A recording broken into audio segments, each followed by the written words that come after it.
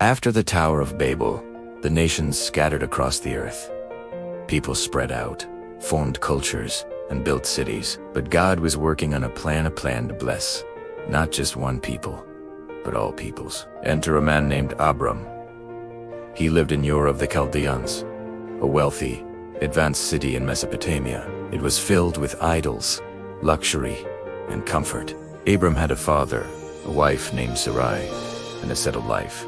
Then God spoke. He said, "Go from your country, your people, and your father's household to the land I will show you." Imagine hearing that voice. Leave everything you know. Leave your country. Leave your relatives. Leave your father's house. Go to a place I will show you. Not a place I've already told you about. A place I will show you step by step, mile by mile. God didn't give Abram a map. He gave him a promise, and he gave him a command. Go. Abram was 75 years old. He was settled. He was comfortable. But when God called, Abram moved.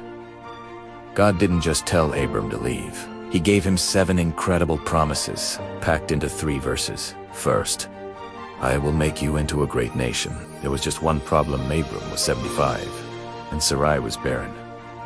They had no children. But God promised a nation. Second, I will bless you. Third, I will make your name great. Remember Babel? They tried to make a name for themselves and failed. God said, I will make your name great. Fourth, you will be a blessing. Fifth, I will bless those who bless you. Sixth, whoever curses you, I will curse. And seventh, all peoples on earth will be blessed through you. This 7th promise is the key to the entire Bible. Through Abram's family, one person would come who would bless every nation on earth. That person, we know now, is Jesus Christ. So Abram went. He took his wife Sarai, his nephew Lot, and all their possessions, and they set out for Canaan. By faith, he went, not knowing where he was going. When Abram arrived in Canaan, God appeared to him again and said, "To your offspring I will give this land." Abram didn't own a single square foot of it yet. He was a wanderer, a nomad in a land God promised but didn't yet provide. But Abram's response is beautiful. He built an altar to the Lord. He worshipped. He marked the place where God met him. He moved on to the hills east of Bethel and pitched his tent. And there, he built another altar and called on the name of the Lord. Abram's life was marked by 2 things: his tent and his altar. The tent aside, I'm just passing through. The altar said, God is my home.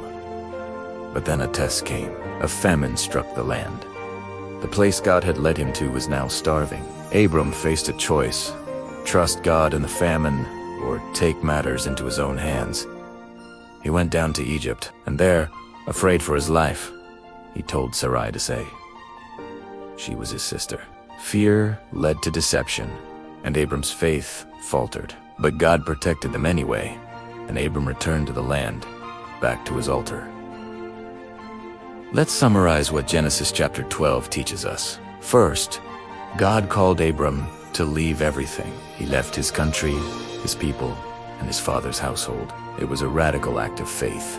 Hebrews 11 tells us, he went not knowing where he was going. Obedience meant stepping into the unknown. Second, God gave Abram 7 specific promises. These promises formed a covenant, a binding agreement. God would bless Abram, make his name great, and through him, bless all nations. This is the gospel in seed form. Third, Abram built altars wherever he went. His life was marked by worship. Before he built houses or cities, he built places to remember God's presence. The tent and the altar defined his life. Fourth, Abram's faith wasn't perfect. When famine came, he panicked. When fear struck, he lied. The hero of faith was also a flawed human being. But God didn't abandon him. God brought him back to the land and back to the altar. The call of Abram is the beginning of God's great rescue mission. From one man, God would form a nation. From that nation, God would send a savior. And through that savior, all nations would be blessed. The story of Abram's call isn't just ancient history, it's a picture of what faith looks like in every generation. Here are 3 life lessons we can carry with us. First, faith often requires leaving. God told Abram to leave his country, his people, and his father's household. Sometimes, to follow God, we have to leave things behind. Comfort, security, relationships, even dreams. Not because those things are bad, but because God has something better. What is God asking you to leave so you can follow him more fully? Second, God's blessings are for sharing. God told Abram, "I will bless you, and you will be a blessing." The blessing wasn't just for Abram's enjoyment. It was for the nations. God blesses us so we can bless others. Your job, your resources, your talents, they're not just for you. They're tools to bless the people around you. Third, worship marks the journey. Wherever Abram went, he built an altar. He marked the places where God met him. In our busy lives, we need altars to moments of worship, places of prayer, times of remembering. Before you check your phone in the morning, build an altar. Before you rush into your day, call on the name of the Lord. Fourth, failure doesn't disqualify you. Abram lied. He was afraid. He messed up. But God didn't write him off. God brought him back. If you've made mistakes, if fear has led you to compromise, return to your altar. God specializes in second chances. Fifth, the promise points to Jesus.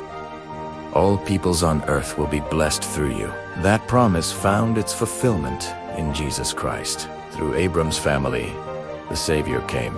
And now, through faith in Jesus, people from every nation become part of Abram's spiritual family. If you belong to Christ, you are an heir of this promise. Abram didn't know where he was going, but he knew who he was following, and that was enough. Abram stepped out in faith, not knowing where he was going, but knowing who he was following, and that made all the difference. Thank you for joining us as we continue our journey through Genesis. If this video encouraged you to trust God with your own unknown, please take a moment to like this video. It helps more people discover these life-changing truths. Don't forget to subscribe to our channel so you won't miss the next story in our series. Coming up, we'll see how Abram and Lot separate, and you and D, how God renews his promise. And if you know someone who is standing at a crossroads, unsure whether to step out in faith, share this video with them today. We'll see you in the next video. God bless.